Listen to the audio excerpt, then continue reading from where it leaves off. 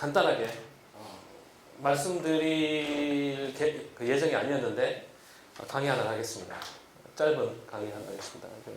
강의 내용은 이제 알란 바디우라는 사람의 바울 신학에 대해서 바울의 주체론에 대해서 잠시 간단하게 얘기하겠습니다. 여러분이 만약에 알란 바디우에 대해서 이제 관심이 생기셔서 여러분이 그 텍스트를 읽으시면 어느 정도는 이제 조금 쉽게 이해할 수 있도록 왜 이게 중요한가 하면 알란 바디우는 그 막시스트 철학자고요.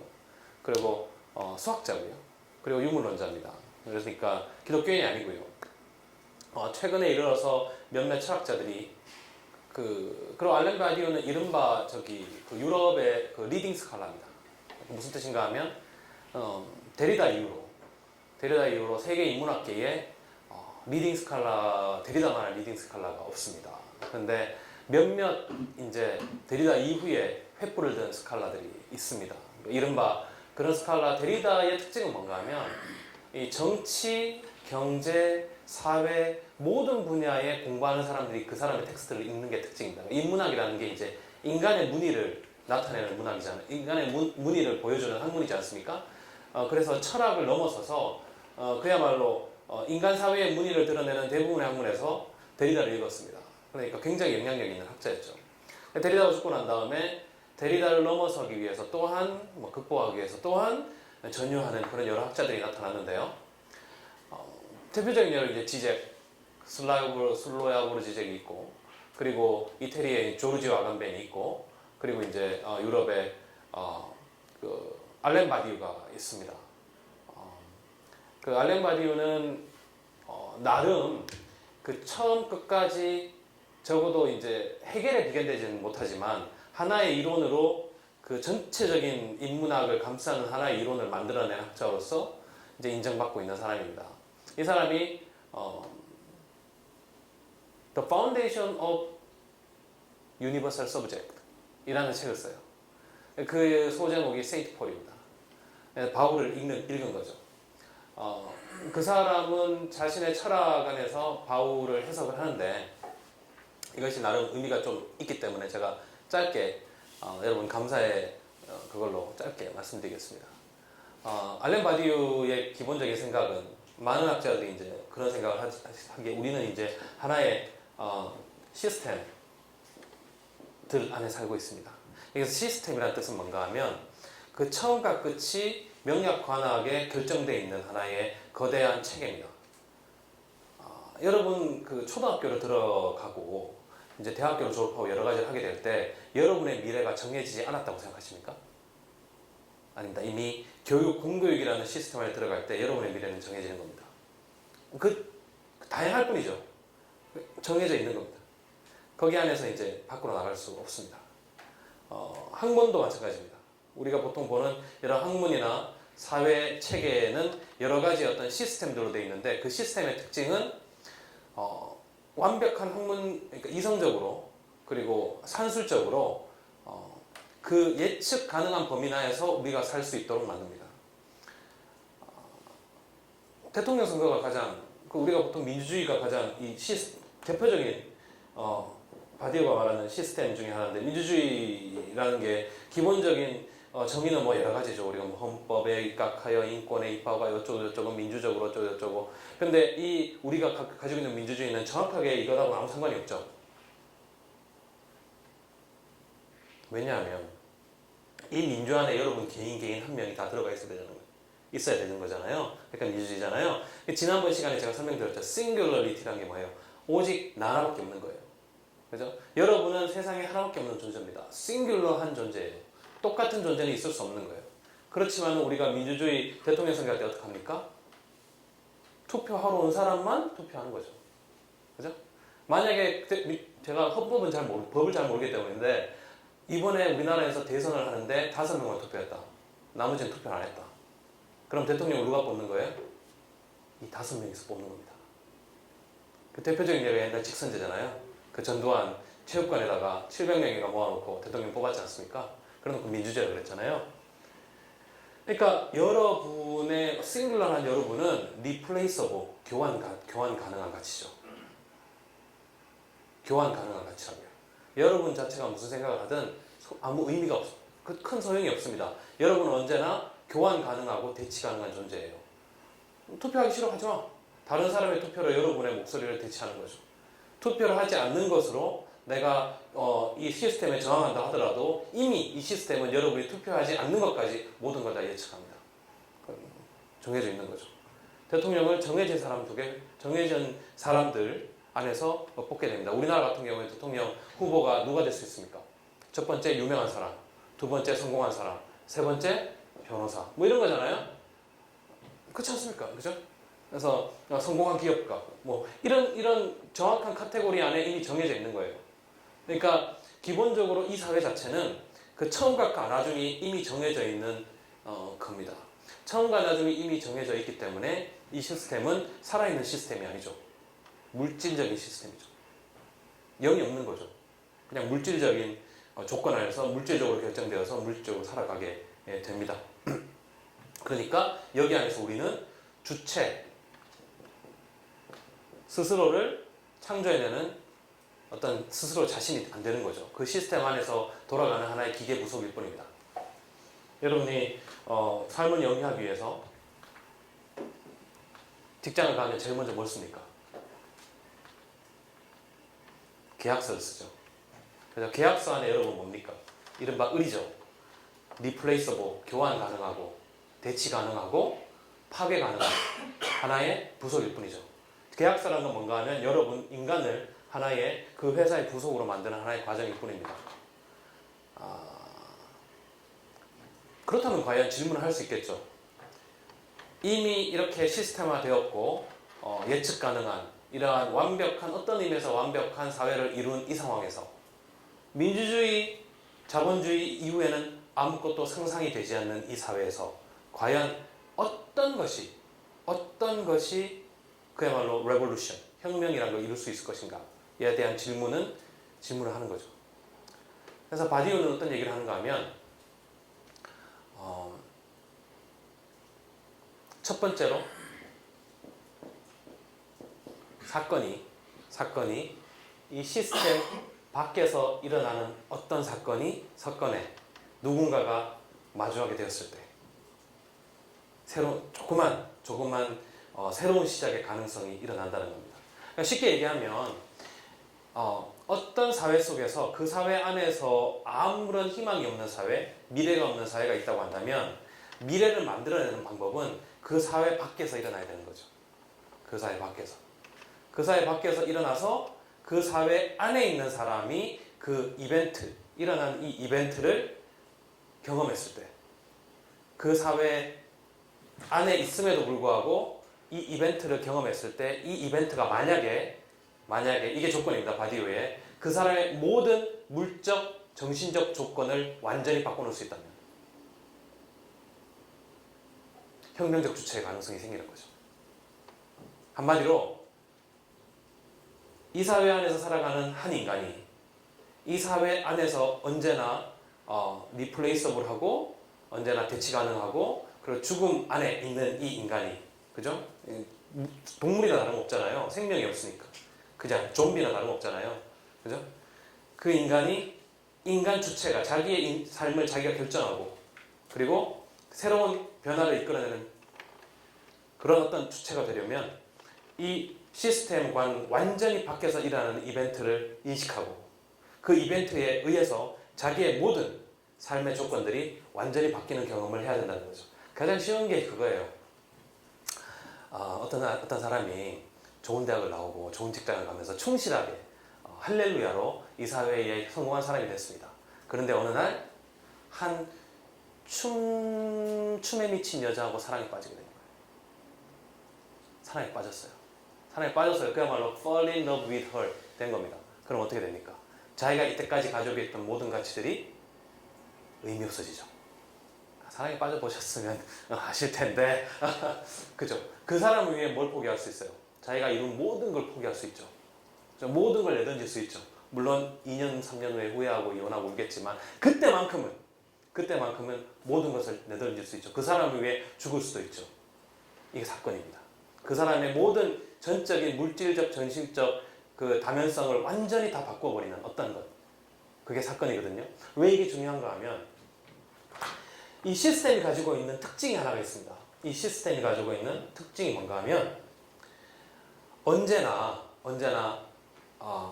어떤 것을 희생자로 삼음으로써 시스템은 굴러갑니다. 그러니까 시스템이 이제 연료가 필요하잖아요. 이 연료는 뭔가 하면 희생자인 거예요. 희생자. 대표적으로 막스주의에서 받았던 통찰은 자본주의 희생자는 누굽니까? 프롤레타리아. 노동자죠. 그죠? 자본주의 초기의 희생자는. 그리고 지금 우리 현대사회의 희생자는 누굽니까? 이슬람 또는 동성애자 또는 동성애자는 성소수자 또는 가난한 자 또는 홈리스. 그러니까 이 시스템이 제대로 굴러가기 위해서 제일 먼저 해야 될 건 뭔가 하면 이 시스템이 약점이 있는 시스템이라는 것을 사람들한테 들키면 안 되는 거예요. 그러니까 이 시스템에 나온 어떤 약점들, 이 주변인들을 끊임없이 희생시켜야 됩니다. 눈에 안 보이는 곳으로 집어넣거나 수용소에 때려넣거나 아니면 어떠한 기관수 속에 집어넣어서 이 시스템 안에 있는 사람들이 이 사람들을 보지 못하게 한마디로 죽여버리는 거죠. 우리가 세월호에서 정확하게 봤지 않습니까? 세월호 사건이 딱 일어났을 때 이 정권이 가지고 있는 이 사회가 가지고 모든 모순이 드러났지만 그 순간부터 어떻게든 이들을 그저 하나의 의미 없는 희생자로 만들기 위해서 모든 시스템 자체가 돌아가는 거잖아요. 그런데 이렇게 주변화되고 희생자가 된 이 사람들이야말로 이 사람들이 혁명의 주체가 되는 사건이 일어나는 거죠. 이게 이제 막스주의라고 하는 이제 프롤레타리아 혁명입니다. 프롤레타리아 혁명이 있기 전에 뭐가 있었냐면 프롤레타리아들이 스스로의 주체성을 인식하는 사건이 일어나야 되죠. 그것이 뭔가 하면 이 시스템에 자기들이 희생자라는 걸 깨닫고 그 시스템을 바꿔야만 미래를 만들 수 있다라는 그 주체성이 발현되는 거죠. 근데 이건 이제 하나의 막스주의적인 통찰이고요. 바디우는 어떻게 생각하는가 하면 사도 바울이 그리스도의 부활을 체험했을 때 그리스도는 뭡니까? 그 당시에 하나의 율법 체계와 로마의 유대 율법 체계와 로마의 법률 체계의 희생자죠.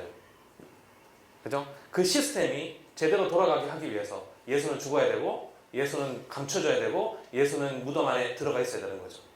절대로 다시금 사람들의 생각에 리마인드 나오면 안 되는 거죠. 왜냐하면 그 예수가 하나님의 아들이라는 사실이야말로 바울에게 있어서는 예수가 하나님의 아들이라는 사실이야말로 이것 전체를 파국에 몰는 굉장히 무서운 사건이거든요.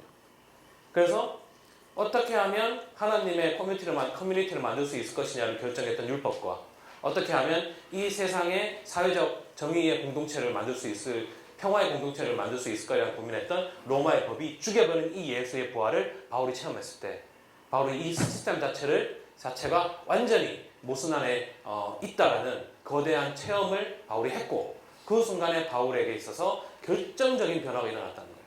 그 순간에 주체가 된 거죠. 주체라는 것은 이 시스템의 모순을 체험하고 이 시스템의 모순을 바라볼 수 있으며 이것을 사람들과 나누어 줄 수 있는 그러한 능력을 가진 사람을 뜻합니다. 그래서 바디오에게는 바울이 종교인이건 이건 떠나서 한마디로 그 2000년 전의 그 사회 안에서의 어떤 혁명적인 사건을 인식할 수 있었던 한 최초의 어떤 의미에서 정치적 주체의 발현이 바울에게서 일어났다는 거죠. 그 바울에게서 일어난 그 사건이 바로 그 당시에 있어서 에클레시아, 하나의 정치적 공동체, 막스주의적으로 보면 꼬뮌, 또는 주체로서의 선 사람들의 집단이 생산되었다는 겁니다.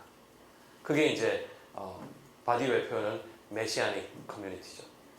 메시아 공동체. 그리스도를 메시아로 인식하고 그를 따르는 공동체.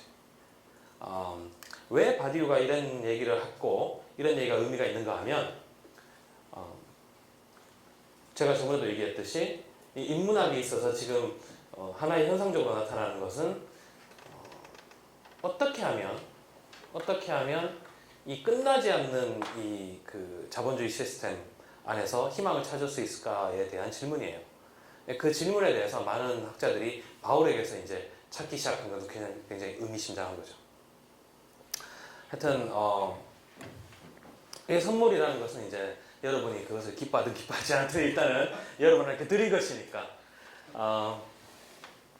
그래서 이제 알란 바디오 같은 경우에는 바로 이러한 그런 그 시스템 안에 있지만 시스템 밖에 어떠한 사건을 인식하고 스스로 어떤 전면적인 변화를 경험하는 것, 이것을 이제 truth process라고 합니다. 진리 과정이라고 하죠. 여기서 말하는 truth라는 게 이제 결국 이제 주체가 되어가는 과정이고, 이 진리라는 것이 이제 사도 바울에게 일어났던 사건이었다라고 이제 바디오는 이야기하는데요. 뭐 그렇다고요. 자, 고린도후서 가겠습니다. 고린도후서는 우리 만약에 고린도후서를 한번 이해해 보겠다고 읽었으면 굉장히 이상한 느낌이 들어야 돼요. 왜냐하면 고린도후서는 지금 대부분의 바울학자들이 동의하는 것은 몇 개의 fragmented letters, 그러니까 파편화된 편지들을 대충 모아놓은 겁니다. 대충 모아놨는데 정말 대충 모아놨어요. 그래서 이게 이랬다 저랬다 여기로 갔다 이 말하다가 갑자기 저 말하고 막 이래요, 고린도후서를. 그래서 학자들이 다시 재편집을 했습니다. 그래서 재편집을 한 결과가 적어도 3개 내지 4개의 편지를 재편집을 했어요. 그러니까 3개 내지 4개의 편지가 이제 파편화돼가지고 고린도후서에 있는 거죠. 그래서 이것에 대해서 가장 전통적인 해석을 한 건 이제 보름캄이라는 학자고, 저는 이제 기본적으로 그 사람의 생각을 따라서 다시금 여러분에게 나눠드린 이 고린도후서, 이것은 이제 첫 번째가 첫 번째 편지가 이제 2장 14절부터 6장 13절, 7장 2절부터 4절까지의 내용이 첫 번째 편지고, 이제 두 번째 편지가 이제 눈물의 편지, 10장 1절로부터 13절까지 눈물의 편지고,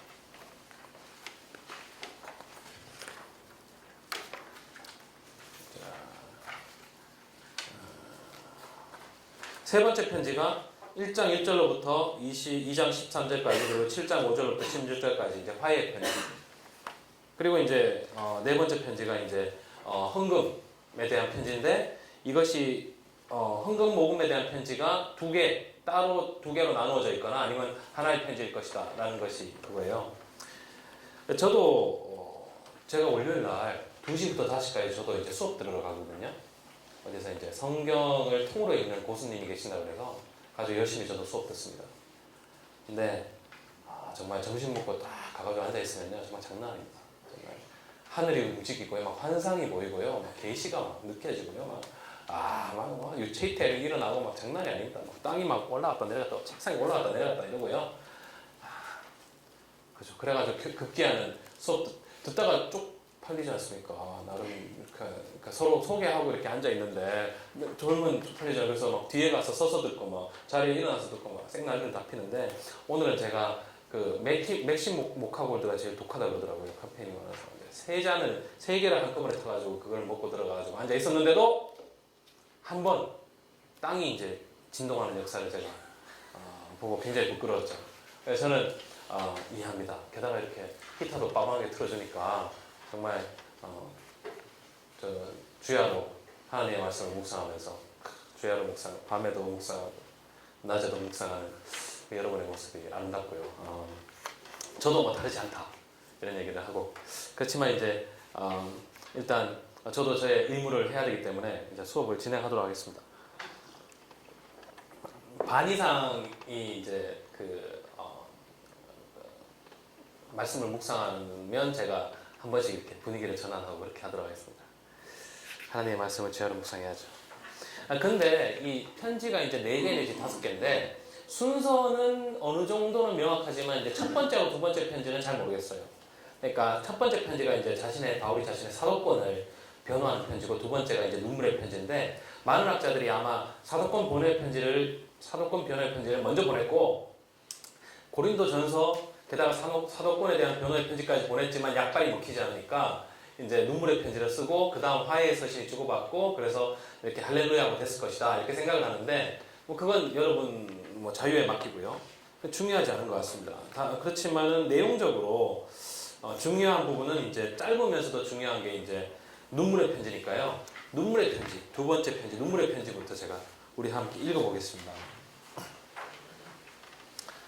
오늘 수업은 로마서를 이제 이해함에 있어서 굉장히 중요한 수업이 될 것입니다. 어떻게 보면 바울의 아주 개인적인 기록이긴 하지만, 오늘 수업에서 우리가 하고 싶은 것은 바울의 이런 개인적인 이야기에서 바울의 어떤 복음의 그림자를 이제 좀 끌어낼 거거든요. 그래서 과연 바울이 이제 바울의 복음의 어떤 그런 단면을 물론 이제 로마서에 가면 좀 더 명확하게 드러나겠지만 우리가 보고자 하는 것이죠. 두 번째 편지를 보겠습니다. 너희를 대면하면 유순하고 떠나 있으면 너희에 대하여 담대한 나 바울은 이제 그리스도의 온유와 관용으로 친히 너희를 권하고 또한 우리를 육신에 따라 행하는 자로 여기는 자들에 대하여 내가 담대히 대하는 것 같이 너희와 함께 있을 때에 나로 하여금 이 담대한 태도로 대하지 않게 하기를 구하노라. 그러니까 바울이 이제 이게 눈물의 편지는 이제 바울에 대한 논쟁자들에 대한 대답이니까요. 우리가 유추해 보면 바울은 그 사람들을 대할 때는 굉장히 부드럽고 유순했다라는 거예요. 그리고 편지를 쓸 때는 굉장히 담대하게 쓴다는 거죠. 이걸 유추해 봤을 때는 바울은 굉장히 카리스마틱한 설교자는 아니었던 것 같아요. 그리고 그것을 문제 삼은 것 같아요. 지금도 현재 교회에서도 많은 분이 카리스마적인 설교자를 좋아하죠. 뭐 카리스마 있게 막 얘기하면 무슨 내용인지 모르겠지만 뭔가 은혜가 되고 할렐루야가 되죠. 바울은 그런 사람이 아니었어요. 그 당시에 지혜 교사들 또는 정치가들, 그러니까 외톨이가 굉장히 발달했기 때문에 그 당시에는 말을 할 때 손을 사용하는 방법부터 시작해서 서 있는 포즈부터 시작해서 모든 것이 어떻게 하면 권위적으로 설득력 있게 말할 수 있느냐에 대한 엄청난 연구들이 돼 있었고 그것들이 많은 사람들이 읽었어요. 지금보다 훨씬 더 고급 교육들입니다. 지금 우리 웅변학원은 잘 안 가지만 그 당시에는 웅변, 레토릭이라는 게 굉장히 중요한 분야였기 때문에 그 당시에는 어떻게 말하는 것이 굉장히 설득력 있고 어떻게 말하는 게 권위 있는 것이라는 것에 대해서 사람들이 다 알고 있었어요. 근데 바울은 그 반대였죠. 그 방법이 틀렸다고 생각했기 때문에. 그래서 바울은 굉장히 부드럽고 조심스럽게 얘기를 했고 고린도의 어떤 사람들은 그것에 대해서 바울이 자신감이 없고 그리고 겁이 많고 편지를 쓸 때만 글발만 좋은 거지 별거 아니다 이런 식으로 봤나 봐요. 그러니까 데리다가 이제 말과 글에도 얘기했듯이 이 말이냐 글이냐라는 부분에 있어서 생각해 볼 필요가 있지만 여기서 중요한 것은 우리는 대부분 말에 있어서 권위 있고 능력 있는 사람을 신용해요. 그 사람이 어떤 글을 쓰면 글이 좀 길어지면 읽어보려 하지도 않습니다. 활자 문화에 대한 그 사람의 어떤 글에 대한 신용보다는 그 사람의 얼굴 표정, 그 사람의 어떤 스타일, 그 사람의 이야기하는 그런 부분에 굉장히 많은 점수를 주죠. 대부분 교회에서 그게 틀리죠. 그런 방법이. 바울은 이제 그걸 알고 있는 거죠. 그래서 이제 지금 말을 한번 꼰 거죠. 너희들이 보기에 내가 너희들한테 굉장히 부드럽게 이야기하는 것에 대해서 그렇게 생각하나 본데 정말 내가 담대하게 한번 얘기해보면 어떻게 되는지 봐. 뭐 이런 얘기를 한 건데 그러면서 3절에 이렇게 얘기합니다. 우리가 육신으로 행하나 육신에 따라 싸우지 아니하노니 우리의 싸우는 무기는 육신에 속한 것이 아니요 오직 어떤 견고한 진도 무너뜨리는 하나님의 능력이라. 모든 이론을 무너뜨리며 하나님 아는 것을 대적하여 높아진 것을 다 무너뜨리고 모든 생각을 사로잡아 그리스도에게 복종하게 하니 너희의 복종이 온전하게 될 때에 모든 복종하지 않는 것을 벌하려고 준비하는 중에 있노라. 많은 학자들이 고린도 후서를 바울이 자신이 공경에 빠졌기 때문에 이 교인들을 설득하기 위해서 쓴 글이라고 생각해요. 기본적으로는 맞죠. 그렇지만 이런 생각의 문제점은 바울의 이러한 얘기를 신학적으로 읽는 게 아니고 바울의 어떤 그런 생각의 방식을 읽으려 하는 게 아니라 바울이 지금 잘 이런 식으로 말을 꼬아서 사람들을 잘 설득하는 바울의 레토릭을 연구하는 거죠. 저는 기본적으로 그렇게 생각하지 않습니다. 여기 잘 보시면 우리의 싸우는 무기는 육신에 속한 것이 아니라는 말이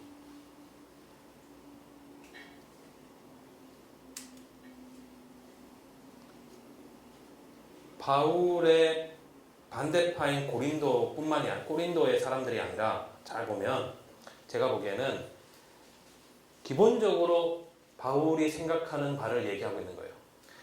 내가 싸우는 무기는 육신에 속한 것이 아니요.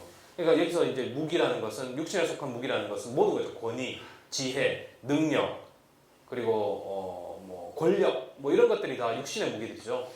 근데 바울은 그런 것으로 내가 싸우지 않는단 말이에요. 처음에 1절부터 얘기했잖아요. 나는 유순함으로 너희 바울 볼 때는 유순함으로 했다라는 것이 나는 그러한 세상이 권력의 도구로 삼는 것 그런 무기들은 우리는 쓰지 않는다. 왜냐하면 그것은 어떤 세상의 견고한 진도 무너뜨리는 하나님의 능력이 아니기 때문이죠.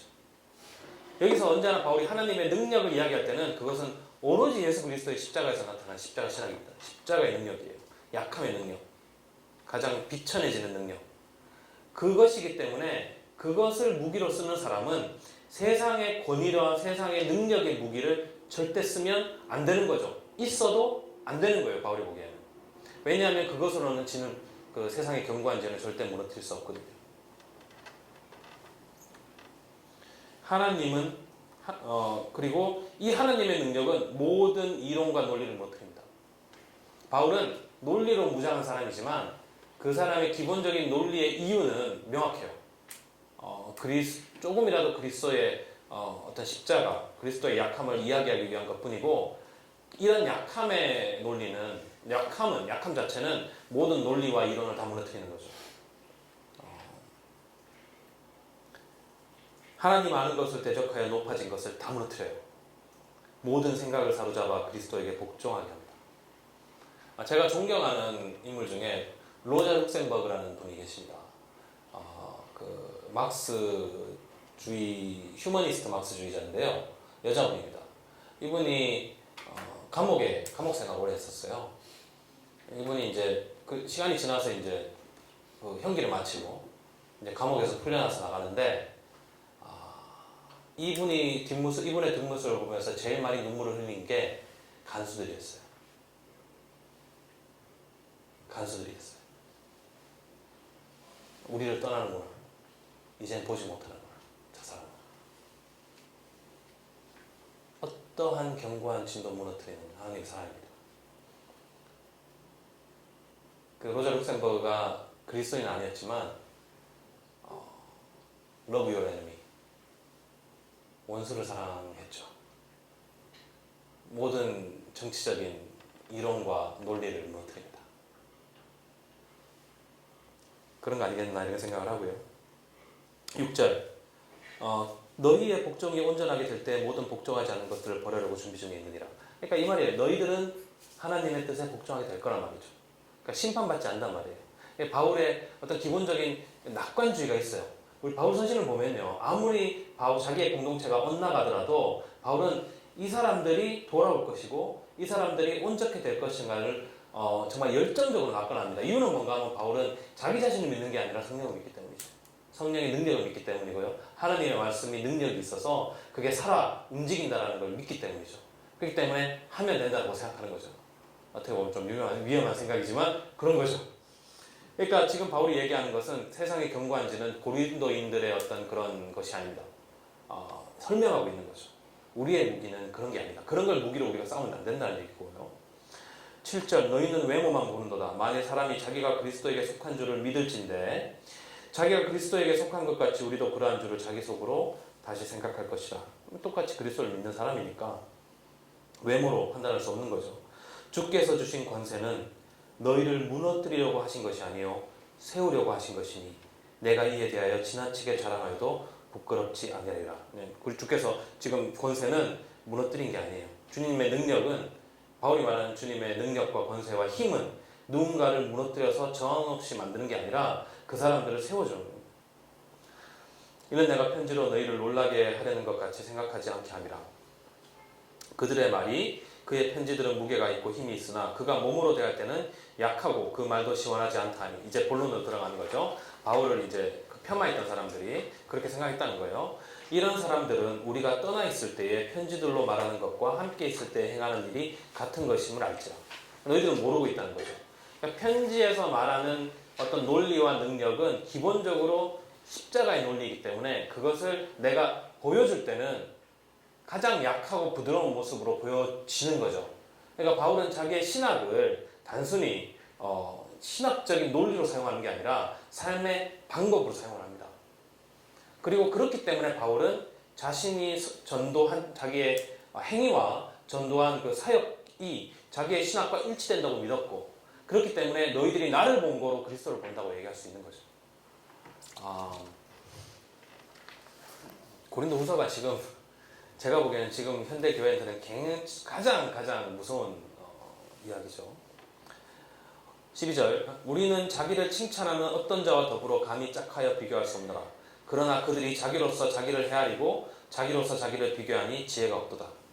그러나 우리는 분수 이상의 자랑을 하지 않고 오직 하나님이 우리에게 나누어 주신 그 범위의 한계를 따라 하노니 곧 너희에게까지 이른 것이라. 자, 자기를 스스로 칭찬하는 자들을 바울도 이제 공격하고 있는 거죠. 자기의 능력을 자랑하고 자기의 지혜를 자랑하고 자기의 카리스마를 자랑하는 것이 지혜가 없는 거죠. 하나님의 지혜가 없는 겁니다. 14절 우리가 너희에게 미치지 못할 자로서 스스로 지나쳐 나아간 것이 아니요 그리스도의 복음으로 너희에게까지 이른 것이라. 우리는 남의 수고를 가지고 분수 이상의 자랑을 하는 것이 아니라 오직 너희 믿음이 자랄수록 우리의 규범을 따라 너희 가운데서 더욱 풍성하여지기를 바라노라. 이는 남의 규범으로 이루어 놓은 것으로 자랑하지 아니하고 너희 지역을 넘어 복음을 전하라 함이라. 자랑하는 자는 주 안에서 자랑할지니라. 기본적으로 이제 그 선교의 방법을 얘기함에 있어서 자랑하고 싶으면 주 안에서 자랑을 해보란 말이죠. 자, 주 안에서 자랑을 누가 할 수 있을까요? 옳다 인정함을 받은 자는 자기를 칭찬하는 자가 아니요 오직 주께서 칭찬하는 자니라. 자, 이제 그 다음부터 바울이 이제 정말 자기가 하고 싶은 말을 하기 시작합니다. 원하건대 너희는 나의 좀 어리석은 것을 용납하라. 청한데 나를 용납하라. 보세요. 자, 너희들이 그런 능력과 권세와 그런 카리스마로 한번 자랑을 해볼 거야? 그런 어리석은 방법으로? 좋아. 나도 어리석어져 볼게. 나도 한번 해볼게. 나도 한번 그렇게 얘기해볼게. 이렇게 얘기하는 거죠. 내가 하나님의 열심으로 너희를 위하여 열심을 내노니 내가 너희를 정결한 처녀로 한 남편이 그리스도께 드리려고 중매함이로다.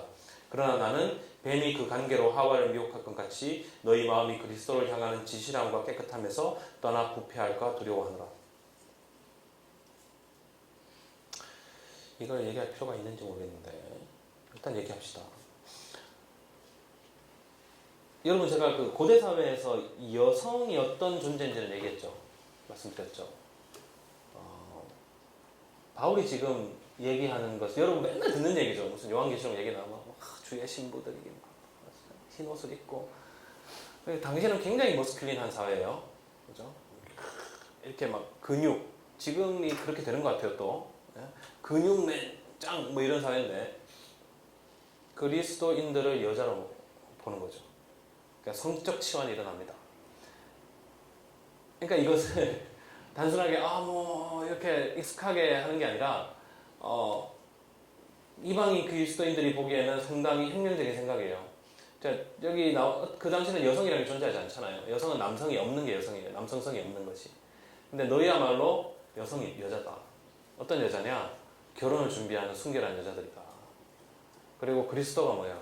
여러분의 신랑이다. 라는 굉장한 상상력이 필요한 겁니다. 물론 구약에서부터 이것이 내려오죠. 호세아서도 그렇고 예레미야서에도 나오고 에스겔서에도 나오고 어떤 그런 유비, 신부의 유비, 그 이스라엘과 하나님을 맺는 이것 자체가 그 성경에서 있는 것은 굉장히 흥미로운 일이에요. 그리고 특히나 로마 사회에서 바울이 이것을 이제 명확한 하나의 비유로 들어서 쓰는 것은 상당히 열린 사고라고 우리가 볼 수 있습니다. 그리고 이걸 받아들인 사람들이 이 유비를 아무 문제 없이 받아들였다는 것도 굉장히 의미 있죠.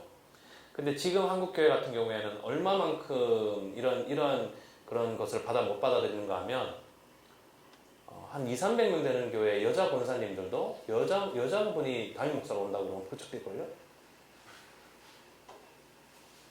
그죠? 제일 먼저 쌍수 들고 반대할 겁니다. 어디 여자가 무슨 그죠? 그만큼 이제 그 성직에 대한 사도권에 대한 젠더라이징이 굉장히 심한 거예요. 바울만 하더라도 훨씬 낫습니다. 그런 게 그죠? 너희들이 여자 아니냐? 너희들이 다 순결한 처녀들이고 근육 이런데 순결한 처녀고 그리스도요 이런 상상력이 가능한데 왜 우리는 큰 교회라고 하면 중형 정도 되는 교회의 영적 리더로서 여성을 상상하지 못하는 거죠. 그렇든 여러분 언제가 돈 많이 버시거든 교회 큰 거 하나 지어가지고 여자 목사님 담임으로 한번 탁. 미국에서는요 그런 사람들 많습니다. 한 300~400명 되는 교회 여자 목사님들 많아요. UMC는. 근데 멋있어요. 탁 이렇게 그 가운 입고 딱 그 예식을 한 300명의 예식을 이제 주재하는 그 모습이 정말 새로운 느낌입니다. 어떤 그런 그 마더 피겨가 있고 그러면서도 그런 어떤 그 권위와 카리스마가 느껴지거든요. 근데 보통 한국에서 제가 느낀 어떤 여성 지도자들은 굉장히 남성의 어떤 카리스마를 따라하는 경우가 있어요. 목소리도 약간 굵고요. 뭐 머리도 좀 짧게 깎고요. 옷도 이렇게 굉장히 약간 남성적으로 입으려고 그러죠. 여성적인 옷을 잘 안 입으려고 그러죠. 그러니까 어떤 성적인 젠더라이징 자체가 이미 딱 정해져 있는 거예요. 남성성이라는 것. 바울보다도 못한 겁니다. 그런 거는. 하여튼 넘어갑시다. 4절 만일 누가 가서 우리가 전파하지 아니한 다른 예수를 전파하거나 혹은 너희가 받지 아니한 다른 영을 받게 하거나 혹은 너희가 받지 아니한 다른 복음을 받게 할 때는 너희가 잘 용납하는구나. 나는 그러니까 유혹이 빠질 것 같아서 내가 너희들 순결한 처녀처럼 이렇게 했는데 너희들이 다른 복음이나 다른 것을 너무 쉽게 받아들인다는 거죠. 나는 지극히 크다는 사도들보다 부족한 것이 조금도 없는 줄로 생각하노라. 자 이제 어리석어 볼 거야? 그래 어리석어 보자 이런 거예요. 그래 능력? 그래 난 하나도 부족할 게 없는데 그렇게 하는 거죠. 내가 비록 말에는 부족하나 지식에는 그렇지 아니하니. 그러니까 말에는 부족하다니까 너희들이. 지식에는 그렇지 아니하니 이것을 우리가 모든 사람 가운데서 모든 일로 너에게 나타내느라. 그러니까 내가 지식이 부족하다라고 얘기하는 건 굉장히 무식한 거죠. 바울은 지식만큼은 말에는 너희들이 부족하니까 좋아 인정 이렇게 되는 거죠. 내가 너희를 높이려고 나를 낮추어 하나님의 복음을 값없이 너희에게 전함으로 죄를 지었느냐. 그러니까 내가 그리스도를 따라 너희들 앞에서 낮아지려고 나의 지식을 자랑하지 아니하고 나의 말을 내세우지 않은 것이 그것 때문에 너희들이 다른 복음으로 감으로써 내가 너희들 그게 죄가 되었느냐.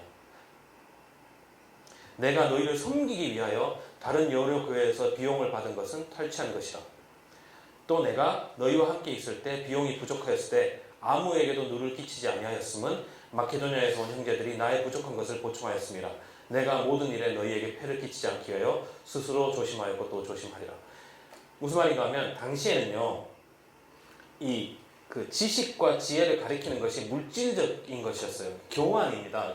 그러니까 저도 지금 그렇게 하는 거잖아요. 제가 여기 와서 나는 아직 박사가 끝나지 않았지만 뭐 그런 박사 캔디데이트 나부랑이 같은 거 이렇게 되면서 너희들이 아니고 너희들 죄송합니다. 여러분에게 돈을 받고요. 뭐 이러면서 여러분 주고받고 뭐 이러고 있는 거잖아요. 그런데 바울은 그 사람들한테 돈을 받지 않았거든요. 바울은 자기가 선교하고 있는 교회를 선교할 때는 그 선교하는 복음을 전하는 사람들한테 돈을 받지 않습니다. 그 사람들을 섬기기 위해서 자기의 뒤에 있는 다른 교회에 헌금을 받죠. 그리고 그것도 그 사람들을 위해서만 쓸 때만 그런 거고 자기 스스로는 자비랑으로 선교를 하죠. 그러니까 자기가 텐트 메이커니까. 그런데 이것이 그들에게는 문제가 됐던 거예요.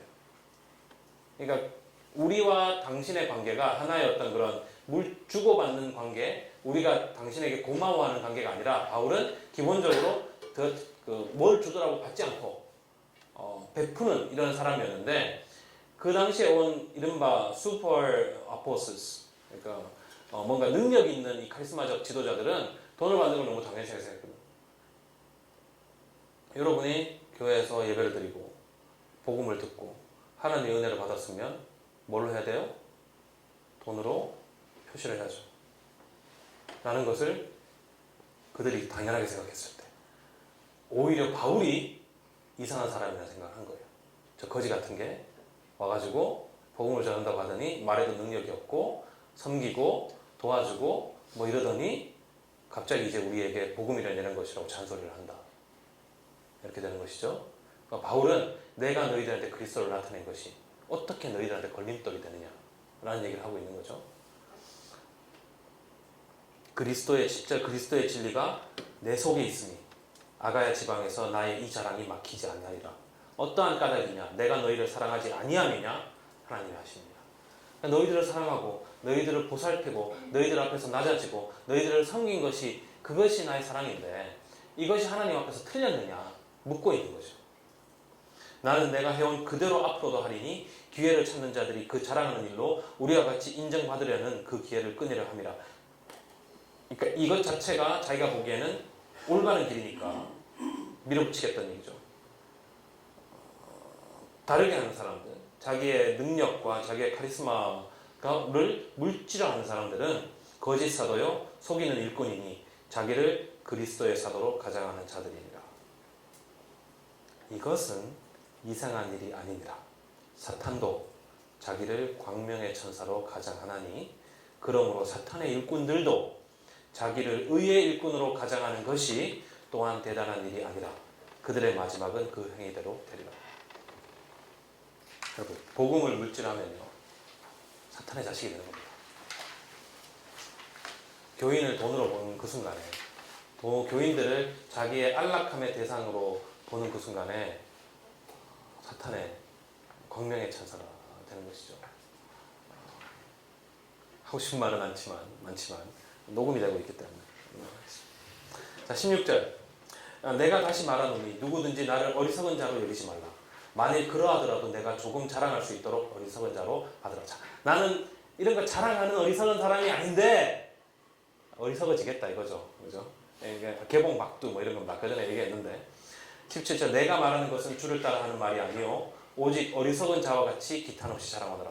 자, 주를 따라하는 방법이 아니라 너희들의 방법으로 내가 나 자신을 자랑해 보겠다는 얘기죠. 정말 너희들이 얼마나 잘났는지, 내가 얼마나 잘났는지. 여러 사람이 육신을 따라 자랑하니 그 육신의 방법으로 나도 자랑하겠노라. 너희는 지혜로운 자로서 어리석은 자들을 기쁘게 용납하므로. 어리석은 방법으로 자랑을 하는 것을 용납하니까 나도 해보겠다. 누가 너희를 종으로 삼거나 잡아먹거나 빼앗거나 스스로 높이거나 뺨을 칠지라도 너희가 용납하는 거다.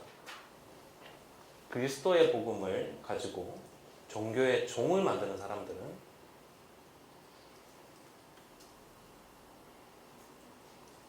그들을 잡아먹고 빼앗고 뺨을 치는 사람들이죠.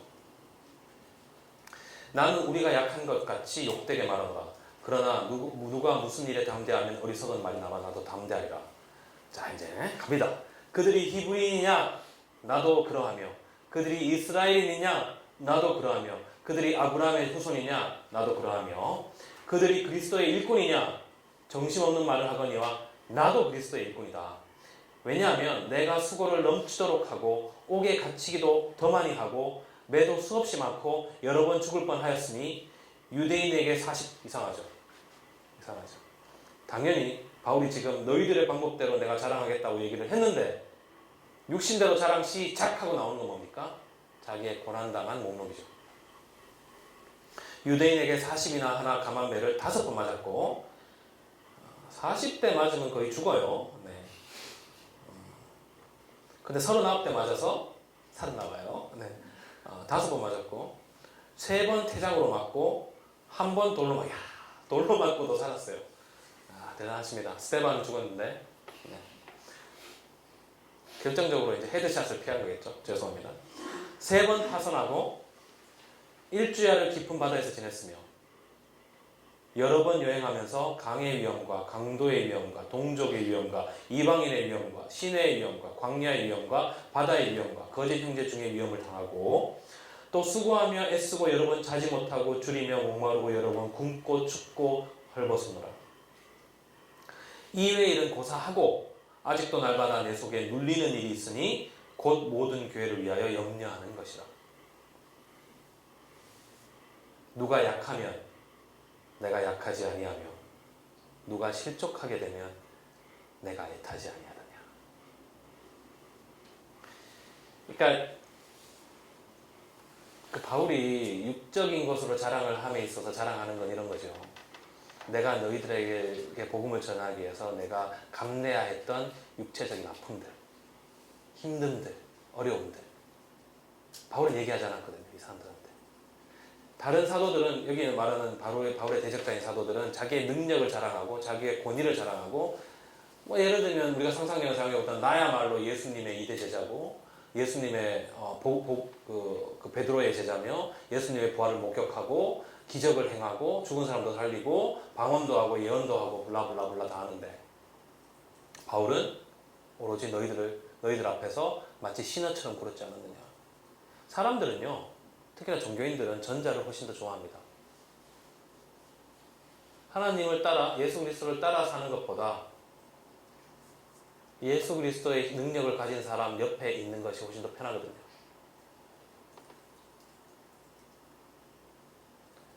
자기가 그리스도인의 향기를 내는 것보다 교회에 성경책 들고 다니면 구원받는 사람으로 봐주는 그 시선이 더 편하거든요. 다른 어떤 이름 없는 어떤 조그만 교회에서 신앙생활 하는 것보다 누구나 얘기해도 그 사람 대단한 사람이라고 하는 목사님 밑에서 신앙생활 하는 게 더 편하거든요. 하루하루 그 목사님과 대면하면서 자기의 어떤 마음에 있는 것을 드러내놓는 것보다 몇천 명, 몇만 명 되는 교회에 앉아서 익명성을 가지고 그냥 조용히 한두 시간 즐거운 쇼를 보다가 나가면서 자기의 구원을 확신하는 게 더 편하거든요. 바울은 절대로 교인들을 편하게 하지 않습니다. 자기가 복음을 전하는 사람을 절대로 편하게 만들지 않습니다. 어떤 방법으로? 자기가 편하지 않게 되는 방법으로. 바울은 고백합니다. 내가 언제 너희들 중에 헐벗은 사람이 있으면 내가 그것을 안타까워하지 않더냐. 나도 헐벗지 않더냐. 너희 속에 힘들고 어렵고 아픈 사람이 있으면 나도 그것을 똑같이 아파하지 않더냐. 내가 자랑할 것은 뭐예요? 나의 약함이다. 내가 부득불 자랑할진대 내가 약한 것을 자랑하리라. 주 예수 아버지 영원히 찬송할 하나님이 내가 거짓말 아니하는 것을 아시느니라. 다메섹 얘기가 뒤에 하나 나오죠. 다메섹에서 아레다 왕의 고관이 나를 잡으려고 다메섹 성을 지켰으나 나는 광주리를 타고 들창문으로 성벽을 내려가 그 손에서 벗어났노라. 무익하나마 12장 1절이요. 내가 부득불 자랑하노니 주의 환상과 계시를 말하리라. 자, 바울이 이제 첫 번째로 자기의 약함과 자기의 고난의 목록들을 이야기하고 두 번째로 자랑하는 게 주의 환상과 계시를. 왜냐하면 그들이 얘기하는 게 예언, 방언, 천사, 난리를 치니까요. 유체이탈, 여러분 그죠? 여러분 인왕산이나 이런데 그 국터 있습니다. 국터인데요. 이 국가 나라를 위해 하는 무당들이 있어요. 나라를 위해서 구슬하는 무당들이 있어요. 이 사람들은 진짜 그 직통 계보가 있습니다. 이 능력의 계보가 있거든요. 자기보다 한 3-4배 되는 멧돼지도요. 삼지창으로 빠딱빠딱 세우고요. 막 칼미도 막 날아다니고요. 무협력 장난 아닌 작살입니다. 그런 거 자랑한다고 여러분 거기에 그리스도의 십자가 있겠습니까? 바울은 아니라는 거죠. 그런데 환상과 계시를 자랑하니까 좋아. 너희들이 능력을 자랑해. 내가 한번 보여줄게. 내가 2절. 이게 유명한 얘기죠. 이것을 많은 사람들이 이걸 가지고 삼층천을 분석하고 이러는데 그것도 의미가 있겠죠. 그런데 한번 읽어봅시다. 내가 그리스도 안에 있는 한 사람을 아노니 자기죠. 겸손하게. 그는 14년 전에 셋째 하늘에 이끌려간 자라. 잘 모르지만 갈라디아에서 바울이 14년 동안 그 복음을 전하고 예루살렘으로 가잖아요. 복음을 전할 때 아니면 그 이전에 셋째 하늘, 삼층천에 갔죠. 그가 몸 안에 있었는지 몸 밖에 있었는지 나는 모르거니와 하나님은 아십니다. 내가 이런 사람을 또 아노니 자기죠. 그가 몸 안에 있었는지 몸 밖에 있었는지 나는 모르고 하나님은 아시는데 그가 낙원으로 이끌려가서 말로 표현할 수 없는 수많은 말을 들었으나 사람이 가히 이르지 못할 말이로다. 자, 여기서 이제 낙원론이 나오는 거죠. 뜬금없는 낙원론이 나옵니다. 그래서 우리가 사람이 죽으면 이제 낙원에 갔다가 시간이 지나면 어디 가는지 마는지 이런 중세의 낙원론이 나오는데요. 5절 내가 이런 사람을 위하여 자랑하겠으나 나를 위하여는 약한 것들을 왜 자랑하지 아니하리라.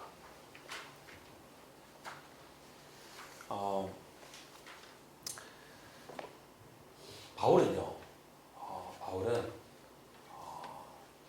신비주의자가 아닙니다.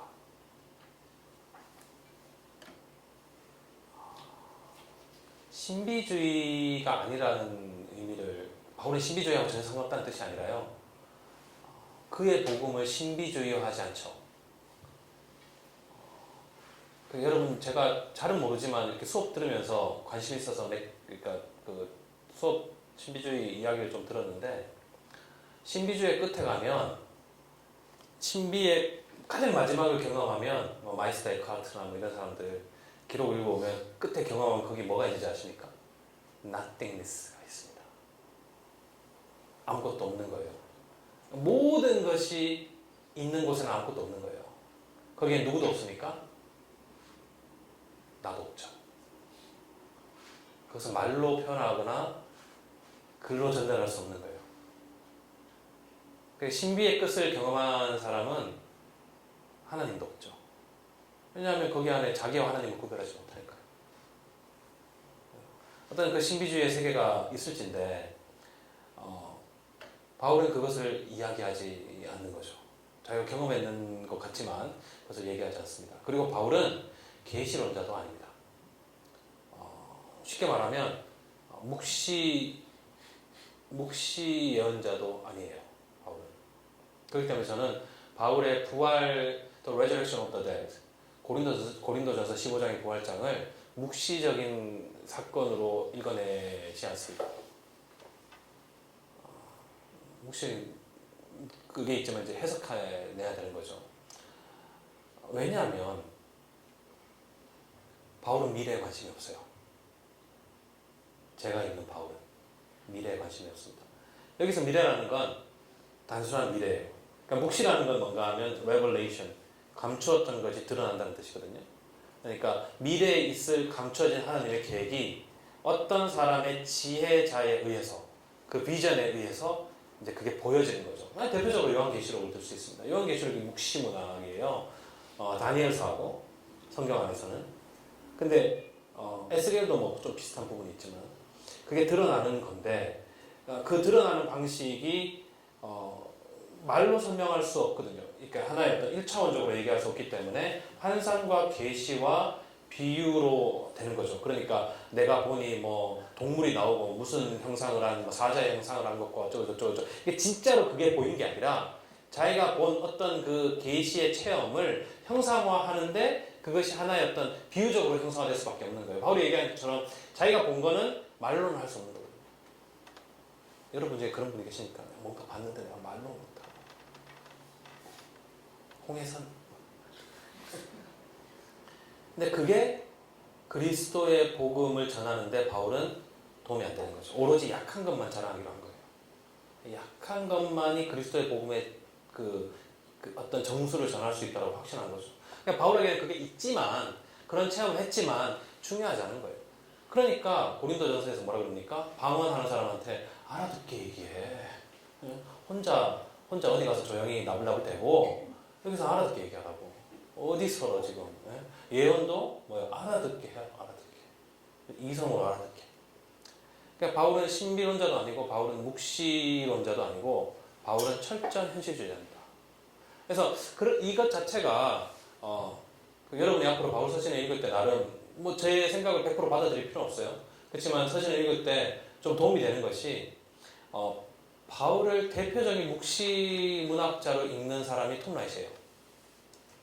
그 유명한 D. 라이트, D. 라이트 아저씨인데 그분의 기본적인 기저에 쌓여있는 게 이제 묵시 문학적인 부분입니다.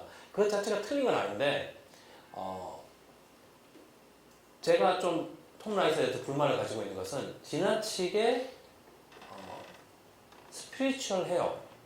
그러니까 이 세상 묵시 문학의 기본적인 특징이 뭔가 하면 이 세상에 일어나는 영투쟁은 일어나는 어떤 투쟁 있잖아요. 우리들의 싸움, 뭐 인간의 고통, 고난은 영적인 세계에서 일어나는 어떠한 투쟁의 그림자라는 거예요.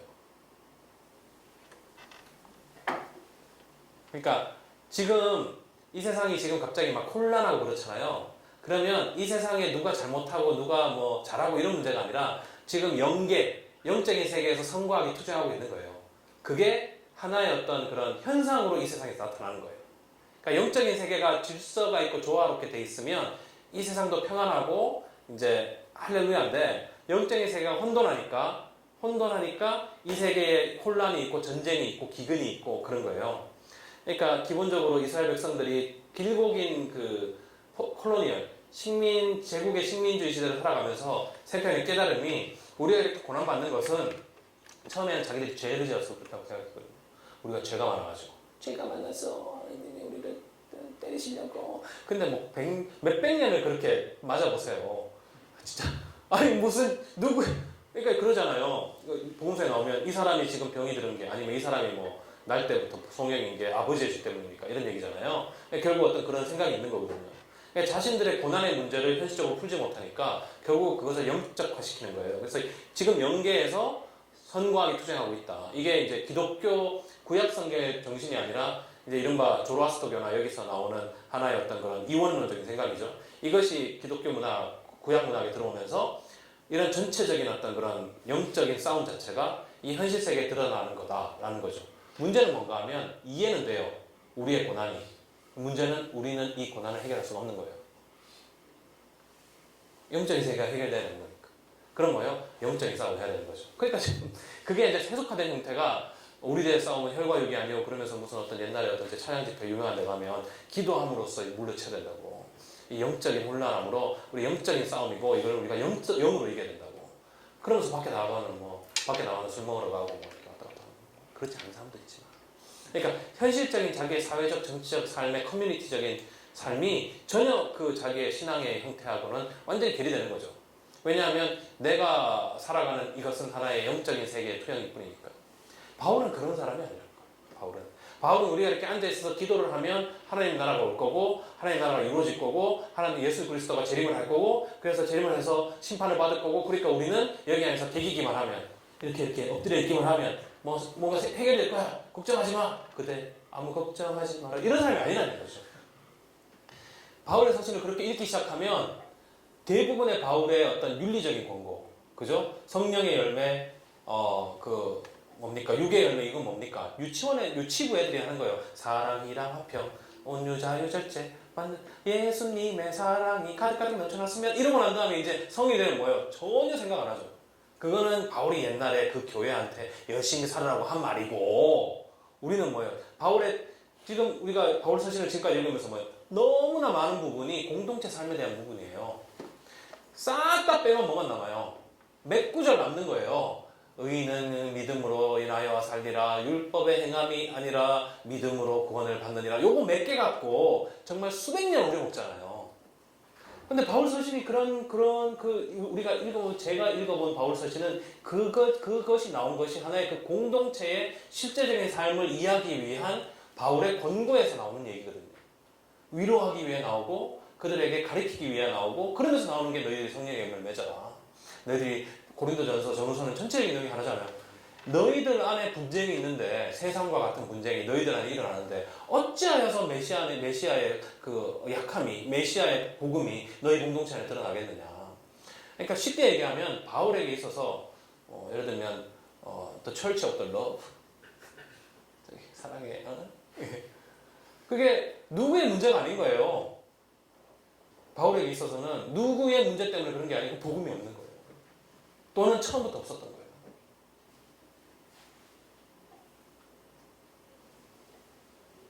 5분만 쉬겠습니다.